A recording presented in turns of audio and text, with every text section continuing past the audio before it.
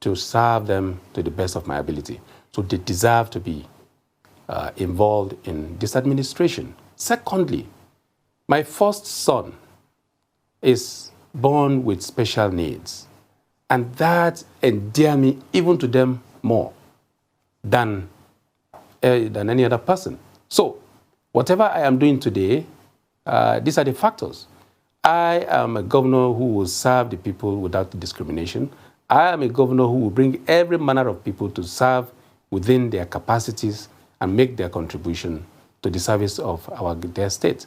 So these and many more are the reasons why I decided to create a space and create even a commission for persons living with special needs in Kogi State. Well, Governor, I mean, you recently called for a review of the fight against corruption. You think that a lot more can be done. And there are persons who heard that you were going to be on this program and who said, well, I should ask you to explain where we are or where Kogi State is with regard to a certain 20 billion naira that the EFCC raised questions about. I think this has to do with salaries and all of that. And, you know, what is the status of that particular matter and what exactly happened, you know? First of all, Kogi State is a state where civil servants are so enlightened and educated. You can't owe the civil servants one dime and you think you can sleep well as far as Kogi State is concerned. Having gone through that very difficult and very tortuous screening exercise, determining the true beneficiaries of Kogi State resources, as of today, we are up to date as far as salaries are concerned. We collected 20 billion naira bailout, which was even a second tranche. You know, in 2019, we applied it judiciously, transparently, in paying the civil servants and those that are intended to benefit from that same, 20 billion naira bailout. We are putting the facts out there. I think the issue that was raised by EFCC, well, in as much as I will appreciate that they expose corrupt practices in the system, I think targeting me, or Kogi State, in such a manner that suggests, political, witch hunt, wouldn't serve the commission or the people of this country better. Of course, fighting corruption is one of the cardinal principles of this administration under President Muhammadu Buhari. And he himself came out to acknowledge that fighting corruption is a very difficult task in this country. I simply admonish the EFCC that they should go after these billions and trillions that have been siphoned before today and are still being siphoned today, in the country, rather than beaming their satellite in Kogi. We have had the cause to be rewarded and awarded and rated by world and national rating bodies, the World Bank, the ICANN, and host of others, about our transparency and accountability as far as the management of our resources are concerned. And of course, the evidence are there in Kogi State. So I think that that escapade, they should beam their satellite elsewhere, not in Kogi State. Let me tell you that as of today, no fund is missing in Kogi State, no fund is diverted in Kogi State, and the exercise of EFCC to discover any amount in any account of any bank should be taken even far beyond the way the public is taking it. First, 20 billion naira disbursed to Kogi State, 20 billion naira utilized. The records are there. If there's another account that is created and called Kogi State Bailout Account, where 20 billion or 19.666 billion or 19.333 billion is left, I think there's a better explanation. There should be a better explanation. Where did the money come from? And where has it been returned to? The 666 point something million that were alleged to have been taken out, where did it go to? Who is the beneficiary? there are still areas that they need to clear, but our records are there for anybody to scrutinize. And like I said, go to our website and see exactly how we have utilized our resources. If you would permit me, I'll give you our website once again, www.kogistate.gov.ng or www.kogipedia.net. You go there, you're going to see every record, all of the transactions, all the correspondence between Kogi State and the very bank, in question, and the utilization down to the last beneficiary. So, my dear brother, when you talk of accountability, transparency, and probity, Kogi State, under the leadership of my humble self, Yahaya Bello, is top-notch. And we have come up with a system whereby not one single dime of Kogi State will ever be used for a purpose that is not intended for, or that will be siphoned. We have a system that is on auto cruise, whereby every kobo can be traced to the last beneficiary or to the last utilization. So that is what we are running in the system in Kogi State that has put us far ahead in terms of transparency, accountability, and use of money or value for money, because we know surely that resources are scarce. So the little we have, we try to use it entirely for the entirety of our people, fairly, transparently, and equitably. Well, Governor, security is a major challenge in Nigeria. Kidnapping, cattle rustling, violence, terrorism, insurgency, and virtually no state, across the country is excluded. How are you dealing with that challenge in Kogi State? And what more do you think that Nigeria as a state needs to do to make this country a safer place for everyone?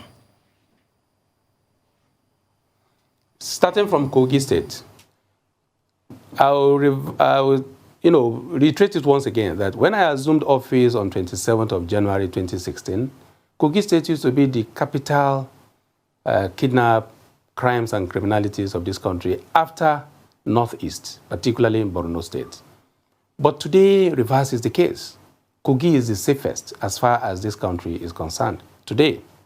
What did I do? Very simply, because you can never be able to discuss security in details, in peculiarities, and there are certain things that you can't just come to the media to say. If not, it is as if you are exposing yourself to the criminals and then they'll beat you to a game. But let me tell you what I did. What I did was to provide leadership. What I did was to heed on Mr. President's advice to provide leadership. When I assumed office and I visited Mr. President the first time, Mr. President directed me and advised me that I should go and do my job without fear or favor. I should make sure that I serve consciously and with my conscience.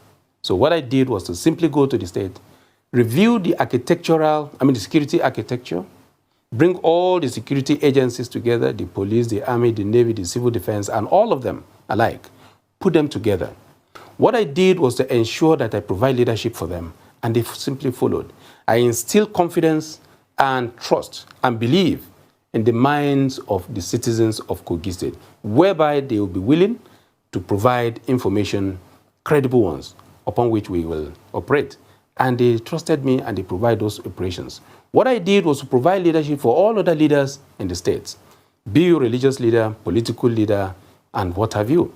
And everybody are living, or they were living and are still living up to their responsibilities, from local government, community level, and what have you, traditional rulers, religious bodies, artisans, various unions and bodies.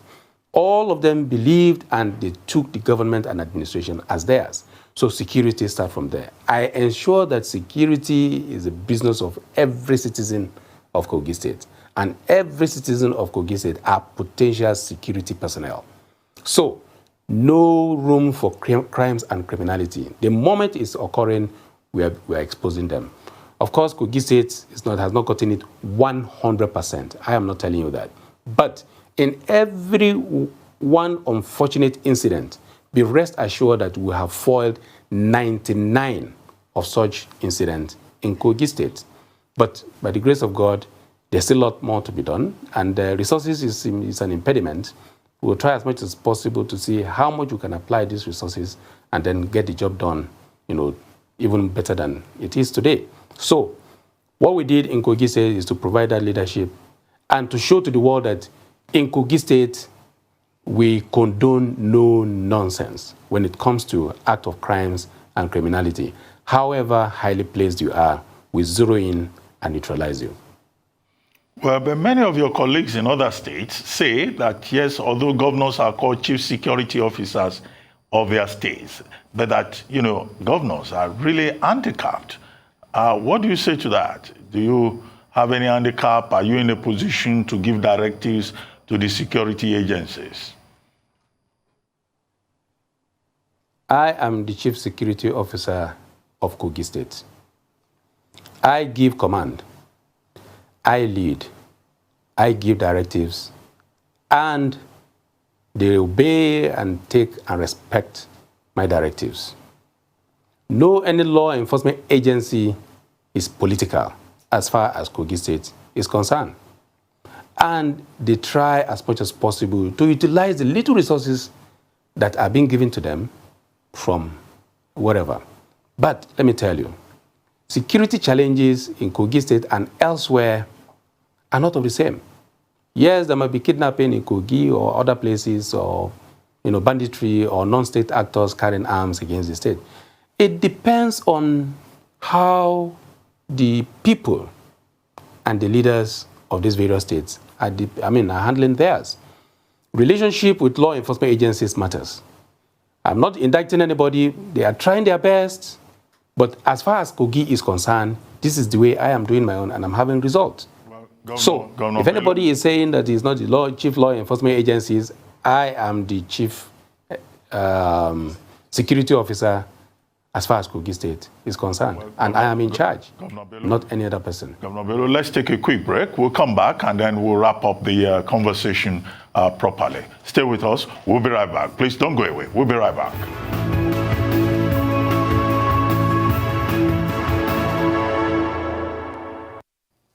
Welcome back to This Day Live, the Sunday talk show here on the Arise News channel. Still with me in the studio, I have Professor Bola Akintenwa, Director General, Bolitac Center for International Diplomacy and Strategic Studies.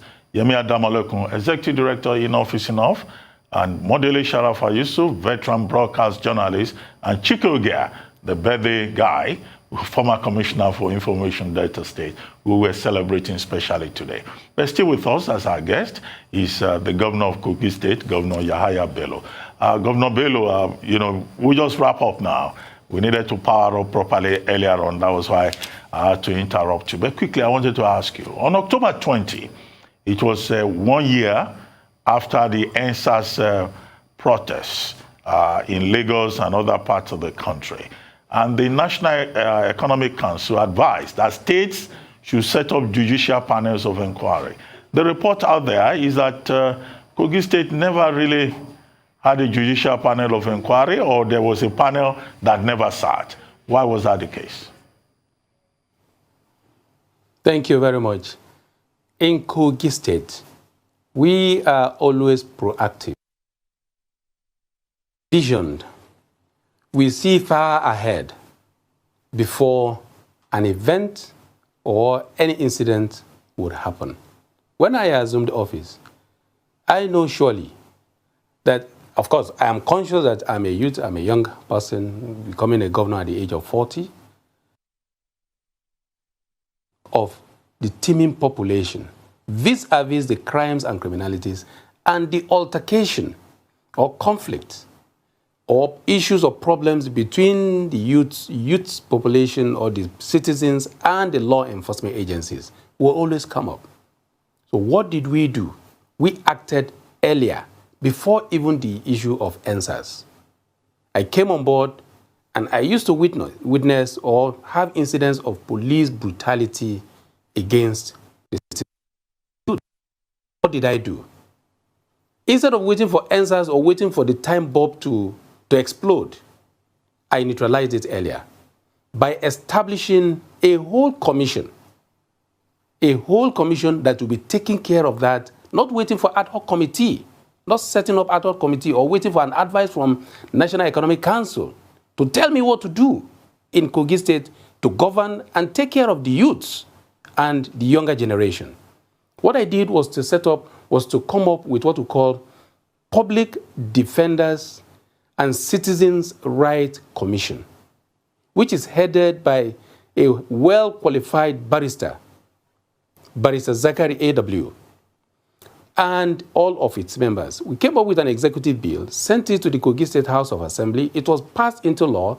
I signed it and immediately constituted that commission, which swung into action, and we've been handling issues as they arise from time to time. There are cases where some people don't even have the money to defend themselves. There are several others like that. It's a replica of what we have today at national level called National Human Rights Commission. So this is how we are being proactive. That was why there is no serious visible incident of uprising during the NSAS escapade in this country. What we witnessed was criminals who wanted to seize that moment, and unleash mayhem or destroy the people's properties of what? Of course, we had a little feel of it when our medical stores was attacked. So we didn't allow that to happen. So we were proactive. And as cases arise, we're handling it. So if we are proactive and we're doing this and we didn't wait for a time bomb to detonate, then, I don't know what more, anybody will require us to do than what we've done. A permanent body, a permanent commission that will outlive this administration, not an ad hoc committee that will just address an issue and that is the end. No.